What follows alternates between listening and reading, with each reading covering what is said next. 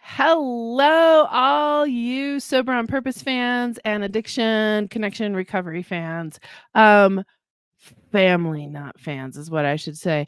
I love producing the Sober on Purpose podcast. And the reason for that is I get to meet such wonderful people. I just met with Lolita Gorin, who is a stress management coach, but she's a stress management coach for folks who grew up with families that were dealing with addiction, that were dealing with childhood trauma issues. And her thoughts are just amazing. So I wanted to come on Self Care Saturday and give you an idea of some things that she talks about.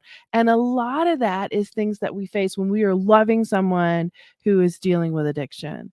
Oftentimes, we are trying, I'll call it living a double life. We are trying to live their life and our life, and it doesn't work well for either one of us. And one of the things that she talks about is recognizing that you, as the person, often in a supporting role, sometimes even in an enabling role with the person who is dealing with addiction, have needs too. So just take a deep breath and think about that. You do have needs too. How do you how do you see your needs? How do you look at the fact that guess what? As a human being, you need sleep, you need food, you need alone time, you need time to be connected. It is hyper important that you find people that you could connect with. Because if you are in a situation that has been stressful, has been traumatic, is one crisis going to the next crisis, guess what? Your life is important. Your life matters.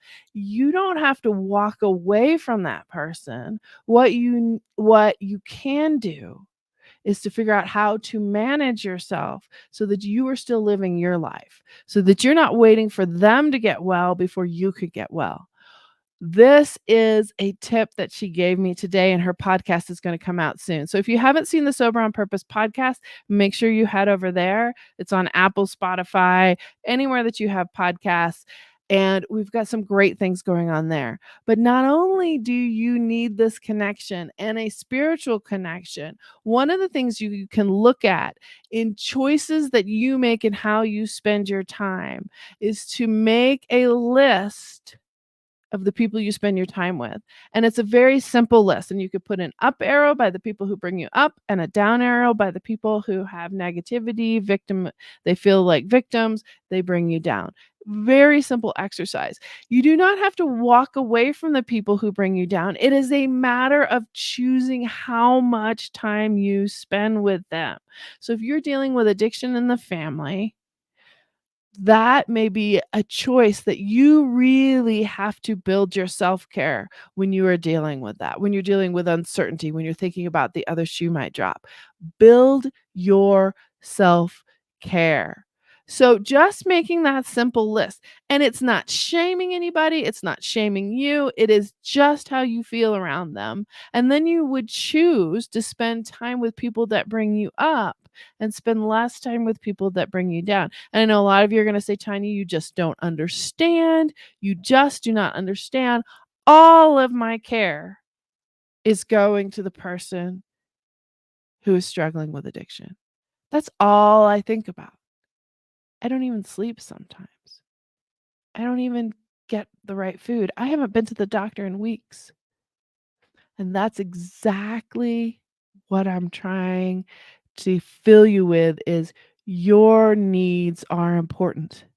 If you don't do that, then who's going to take care of that person if you don't? Who's going to help that person if you don't? If your cup is empty and you have to turn away because, as what happened to Lolita Gorin of Be Amazing You in the stress management, her podcast is coming out soon on Sober on Purpose. She wound up in the hospital and couldn't take care of anybody. You taking care of you is super important.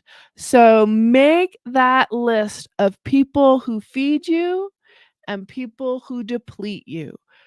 No judgment. Everybody is doing their level best in this world. You need to make sure you both get built up and that you're able to give. So make that list. Share that list with me. If you want to know more about setting boundaries, head on over to tanyajoya.com, TANYAGIOIA.com, or click the link in whatever platform you're seeing me on.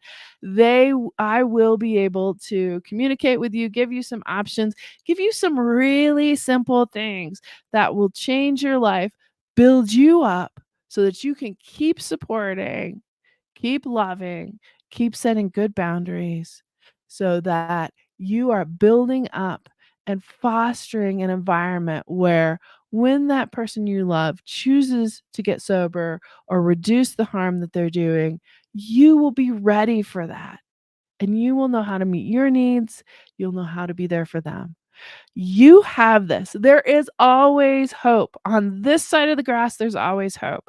So I look forward to seeing you the rest of the week. We're doing a blitz on lives with simple tips. So this time, no judgment.